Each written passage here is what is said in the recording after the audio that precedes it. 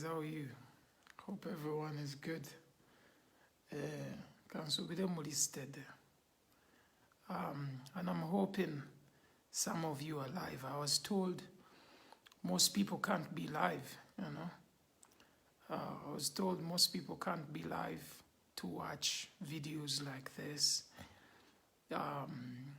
You know, some of you have no VPN, some of you have, but I'm hoping you make sure that this video is shared with everyone that you think should watch it. So if you're on the live right now, make sure that you share the live right now. Or make sure everyone sees this. Njagala buli omu alabe video naino giraba. Go subira ino giraba. Make sure you sharing. Okitegeera. Make sure you share the live. If you've joined my live, make sure you share it. Because I have some important message to share with you. Okitegeera. Njagala kubako bye mbagamba. But it would be a blessing if you share this live with a friend, you know. I rarely make lives, and do I watch together.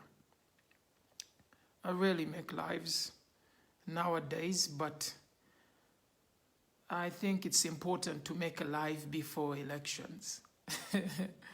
Yes, so that I give you perspective, you know. Yeah, so that I give you perspective. So make sure you're sharing the live. We need as many people on the live as possible. Yeah. So guys, simanyi oba ngenda kwogera Luganda oba Luzungu. I believe fenna abali wano tuli Bannayuganda. First of all, there are people who are saying, oh, voting is not important, bakalulu bagenda kabba. We're making sure nti olonda. Oba kalulu bakabba, oba kalulu tebakabba, make sure you vote. Make sure you vote. This is not a joke. Watch it again. This is not a joke. It doesn't matter go olonda nze simanyi gwe oyagala kulonda. Oba okitegeera. With all due respect, oba oli NRM, oba oli wa DP, just make sure you vote. You know? Make sure you vote. Kyekisookera ddala kye njagala okwogera ku live eno. Bino ebintu by'okugamba mu maani ebyokulonda simanye biki kasita ndya emmere, that is stupidity. Stupidity. If you're grown up ng'oli muntu mukulu, gwe manyi olina okulonda. Politics affects how you move in a country. Politics affects how your kids are going to live in this country. So if you have a chance, omanyi nti waliwo abantu abavudde bweru bajje wano balonde.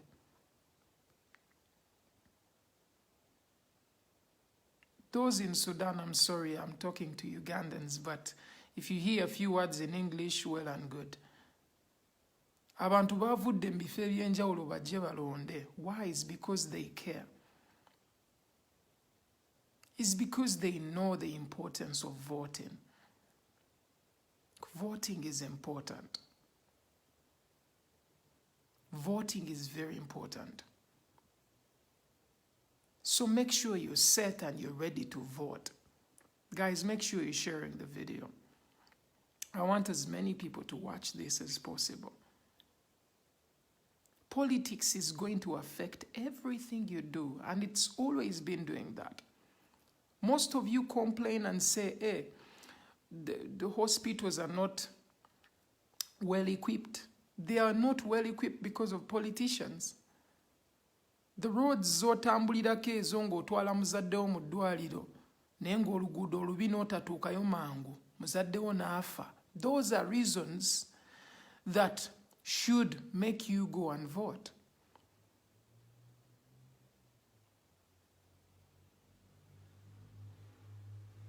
Stealing of votes should make you go and vote so that oyimirirawo n'olinda olabe babale ng'oli awo. It's important. It is very important. Totuula ogamba omanyi nze ebyo tebinkwatako simanya ebya politics bya bantu bakulu. You are old enough. You are old enough. So make sure you vote. Don't give yourself a chance of just looking at these things as things that don't matter. And I'm saying it doesn't matter if you vote the person I don't like. I do not make a choice for you. Ze si kulutsalira wani gwolonda.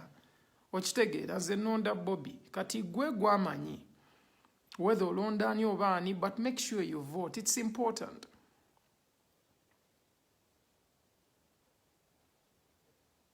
It's very important. And guys, but before we go any further, it's important otunulire Uganda bwe runninga nga tonnaba kulonda, because olina okuba ng'oli objective nga byolonda obitegeera. Tunulire ensi yo olabe bwetambula, bwe wandijaagadde, gw'olonda n'abikola gwe by'osuubira. Abaddeko abikoze by'obadde osuubira.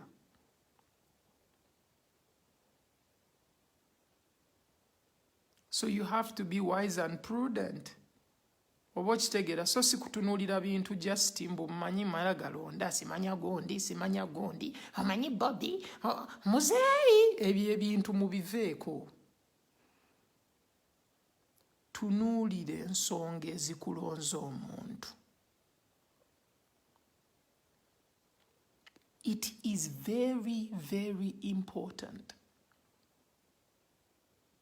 Have a reason as to why you're voting someone. Omuwuliriza biki byayogerako, kikyakwagaliza. Ababadde wano boogedde. Nze kyovola nze sola londa Museveni, it can never happen. And I've never voted him in my whole life since I started voting. Never. No disrespect to those who support him. I just don't think he's willing to do what is right. Okitegeera. Be encouraging wano obubbi, ate ne bavaayo mbakola match about ebintu by'obubbi, corruption. Bibalemye okwasaganya. Okitegeera. Kakati nze sironda muntu alemereddwa wakwasaganya bintu. Siri mudongo nnyo bwentyo. So ndowooza buli omu yandibadde objective. Baako n'ensonga ezikulonza omuntu n'ezitakulonza mulala. Okitegeera. Nze nina ensonga nnyingi ezitannonza ba candidates balala. Oba okitegeera. Era ba candidate bangi bendaba abaakabi. Okitegeera. There are so many people who are really good. Phaeton, I see you. Okitegeera. There are so many. But nja londa unconvincing. Oba okitegeera nga ndaba byayogerako byebyo. Because abamu tebalina kye baakoze, naye tetulina bajajinga kukuba nti tebalina kye baakoze. G'otunuulira abaddewo ogamba oyo alina osigalako lwakuba balala ate baakoze eki. Okitegeera. Naawe waliko omwana omuto n'ojja ng'okula n'otandika okukola ebintu bye wali tokola. Tekitegeeza nti wali ogenda sigala mwana muto nga bakuliisa ku kijiiko buli lunaku. So kikulaga nti fena tukula okufuuka ebintu bye tufuuka. Kitegeera. Singa sign opportunity kubeera kyendi na kigezaako n'abantu encouraging nga taata wange sandiyimbye. Ate nammwe singa temwampagira nange nandibadde siituuka gye ntuuse. Maybe temwandintegedde nnyo bwe muti. Naye muntegedde because mwampa chance. So I think we should give someone else a chance. I respect Museveni. I think he's done well. And he's also not done right mu bintu ebimu. Bintu bingi ebimulemye. Nenga agezezzaako. Okitegeera. Ne akooye. Okitegeera. Kati tumuggyeko weight eyo to making sure tulonda Bobi Wine weight eyo muveeko. Oba okitegeera. Akooye takimanyi. Oba okitegeera. Ye ng'omuntu omanyi ebiseera ebisinga oluusi abantu bayinza okulaga ekintu nga netokiraba oba okitegeera. So takimanyi nti akooye. Nekya kintu kya buntu bukulu nnyo ffe okumakinga sure nti tetumulonda oba okitegeera tulonde Bobi Muro to making sure nti atuula wali mu ntebe muvubuka ategeera ebizibu byaffe oba okitegeera ajja kyusaamu ku byala bye bitali birungi kozi nabo biri biyitirivu oba okitegeera naye temutiisibwatiisibwa obutalonda ndabye bitanka simanya bamuvinga ebimotoka ebinene simanya amagye gayita buli wamu intimidation tekola tosobola gamba mbu musimanya ogezaako kutaasa bantu kuprotectinga bululu na bintu bwebityo ng'ogenda leeta magye ago gonna gaaki kwegamba poliisi temala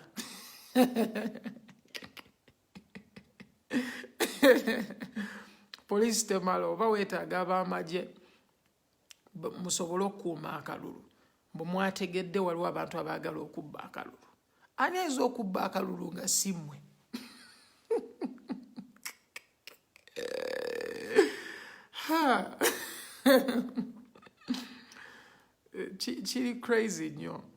kiri crazy nnyo but kikulaga abantu bano batidde ate bali desperate which is not nice because desperation ekozesa abantu ebintu bingi ebibi oba okitegeera anxiety is different from adrenaline oba okitegeera okitegeera balina anxiety it's not adrenaline oba okitegeera so nze ndowooza nga tonnalonda tunuulira ababbanka bwe bagamba Bank of Uganda ne bavayo ne bagamba mbu amabanja ge tuyina nga Uganda tuyina kwetondera bwetondezi nsi zaatuwola ssente zitusonyiwe mukimanyi ssente ezo mu abagendo zisasula like bw'otuulaawo wansi maybe amagezi oba nga togayina naye bw'obanga otegeera gwe manya bumanya buli ssente ebbibwa wano neetakozera kintu kyetalina kukola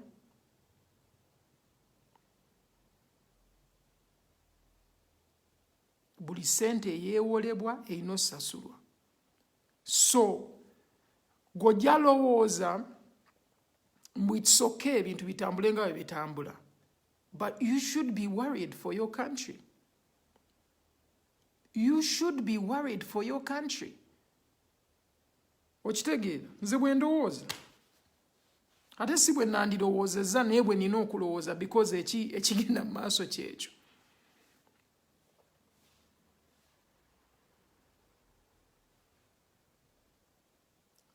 we need a difference. We need a difference. We need someone who will look at things a different way. And as I told you, we respect Museveni. We respect his effort. Nino omuto munnanga akuba engoma n'ozina. N'asinga okuzina amala n'annyuka n'akita.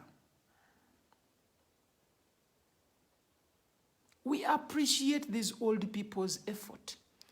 Negwe tosobola kuŋŋamba mbu kati ku ddakiika eno jjajjawo yakutegeerera. Ku level we twogerera gwategeerera jjajja. Gwamukwata n'omutwala mu ddwaliro. Gwamugamba nedda kino tugenda kikola tugenda kukola bwe tuti. Because effort ye yes abagitaddemu before ng'okyali muto be bali bakwasaganya and all this and all that. Ne time etuuka. Ebintu ne biflipping ne bikyuka mu kwa katono. So kyensaba guys muleme kutuula okutunulira bintu bya politics nga bintu by'abantu bakulu. Bintu byammwe. Era abantu abakulu bamala okufa gwagenda oba mu buzibu okusasula omuchina. Sente ze bamwewozeeko. Gwagenda osasula Omumerika sente ze bamwewozeeko. Gwagenda osigala wano mu mabanja. Ojalaba taxes nga nyingi, ebintu ebitambula nga bwe wandibadde obisuubira. And all these things are orchestrated by politicians.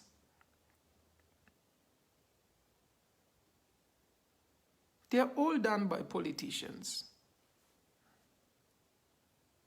So kitegeeza ki?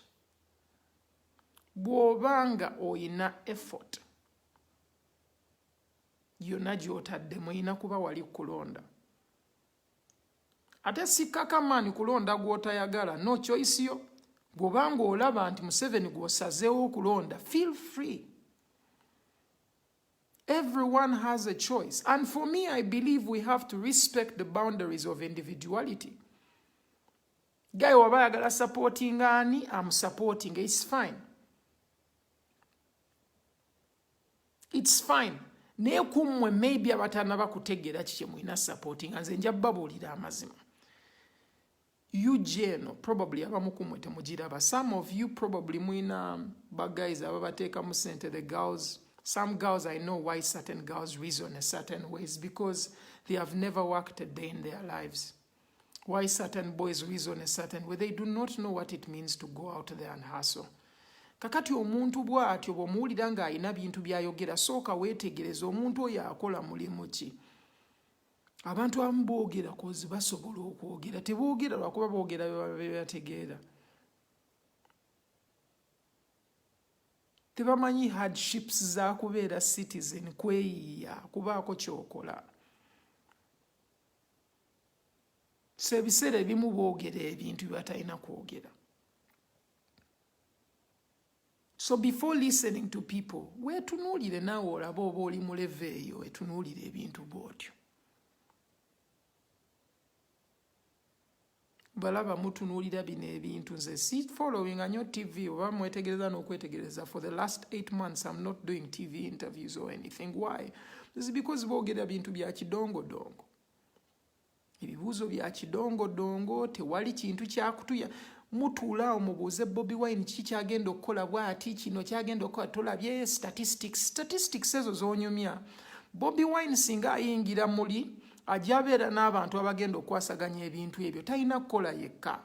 Teamwork makes the dream work. So buli kibuuzo gwe gy'ojja omubuuza gwe nga present or whatever, mb'okalubya oluzungu, or making sure nti abula, you're wasting time. Twagala ebibuuzo nga bigonvu bulungi, ng'omuntu yenna n'atunudde eri ku TV ataasoma nnyo ng'asobola otegeera ky'obuuzizza, so that tufuna okuddibwamu okutuufu. Ate si nti buli kimu kiyinza okuddibwamu. Si nti buli kimu Bobi Wine alina okimanya, oba politician wo yenna mulala alina okimanya. No, ebintu ebimu birina okwasaganyizibwa abantu abamu. Uganda yeetaaga ebintu ebikola, institutions zirina okukola. Twetaaga review boards ezitunuulira ebintu. Enkozesebwa ya ssente mbi nnyo wano mu UG-man. Bagayi bakozesa ssente bintu byabwe. Bagayi bakozesa ssente bubi ezirina okukola ebintu bye zirina okukola.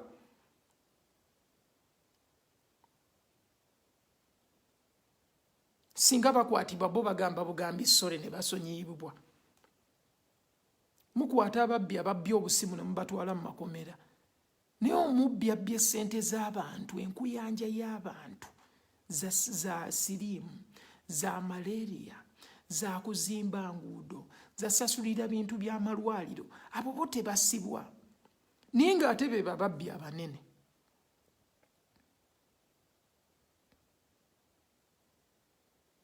Be babbi abanene.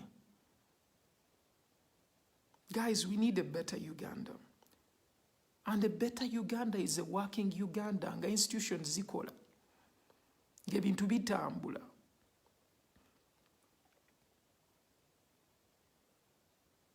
Ekyo kye twetaaga. All these other things, we can look at them after. But we need things that work. Twetaaga abantu abali mu kooti nga bakola emirimu gyabwe nga bwe girina obeera. Abapoliisi nga bakola emirimu gyabwe nga bwe girina obeera. Golowooza. Abapoliisi abamu tebandyagadde kola nga bintu bwe byandikoleddwa.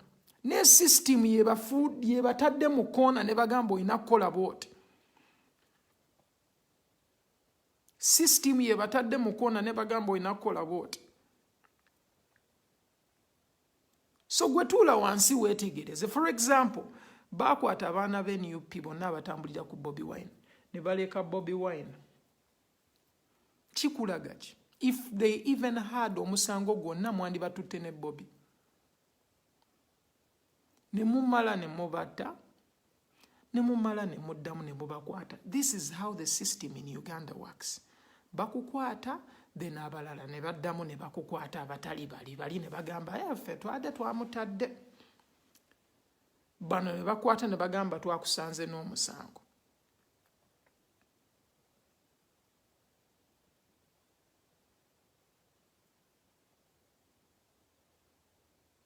So man, Uganda mwino gyetunuulira bulungi. Abantu bano balina butamuzi bungi nnyo bwe bakozesa. Simanya GDP, simanya hocus pocus, balina ebigambo bingi. Ffe twagala bintu kubanga bikola. Ebigambo twabikoowa. At this stage, Uganda needs action. Oba kitegeera twagala ebintu bibeere nga bikola. Twagala abantu babeere accountable. Eyabbye ssente azizze, ataasibwe. Ebyo bye twandiyagadde okulaba. Oba okitegeera naye omuntu wabanga agenda kubba ate asigale nga minisita. Mba sikitegeera. Goba olaba nga kikola sense, then probably ojja kulonda side ekola ebintu bwetyo. Man, tujja kwewuunya nnyo nga wayiseewo wano time ng'ebintu ebitundiddwa wano mu Uganda biyitirivu.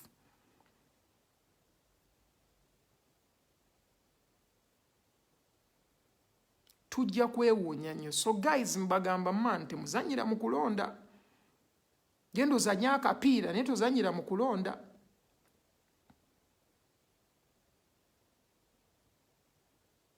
Mugende mukole byonna bye mwagala, it doesn't matter. Nze njokinga, but waliwo time etuuka nga si bintu bya kusinika mannyo. Oba okitegeera. Time y'okusinika amannyo erina weekoma. Toyinza genda kuziika ate n'otandika sinikirayo mannyo.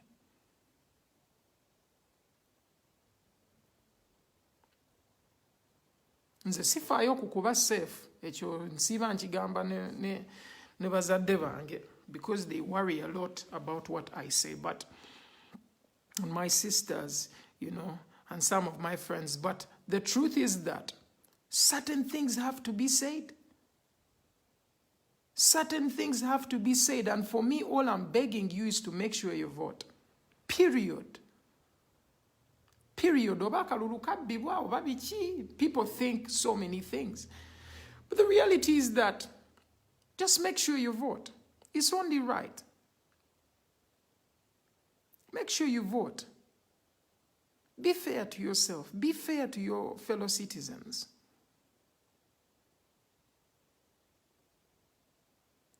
Mujje mu numbers nene mulonde. Nze ngenda kulonda. By all means, I have to. Era nzize wano just man remindinga. Kijja kunuma nnyo man nga tulina opportunity esobola okyusa ebintu. Naye man netutuula eyo. Netutuula butuuzi.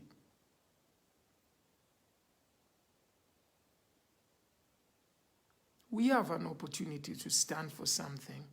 Let us not fall for anything. Goba ngogamba Uganda ojagala, then you know making sure nti olonda. Yes, fine ebintu biyinza obutaba fair, but onoowulira otya nga togezezzaako because you're worried that akalulu bajja kakubbako.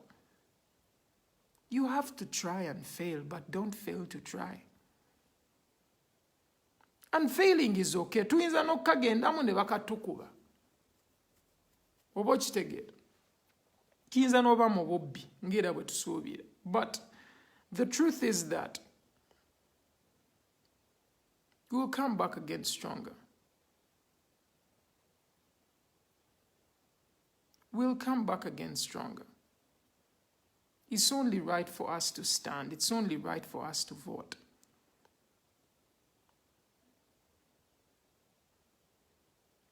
No one is going to arrest me. I've made that a point. And if they arrest me, you'll see what will happen. But I'm saying no one is going to arrest me. I will go and vote. normally, just like any other person. But as I've told you, me, on my side, I'll support Bobi Wine. I have my reasons, and I think he's standing for something right. You go support who you want. It's your choice. But for me, I choose the red color. It feels good. That's why I'm dressed up like this. I feel comfortable, you know. And I can't wait to vote. I cannot wait to vote. And I know you cannot wait to vote. Some of you who don't think you should vote, I think you should vote. But I cannot force you to vote.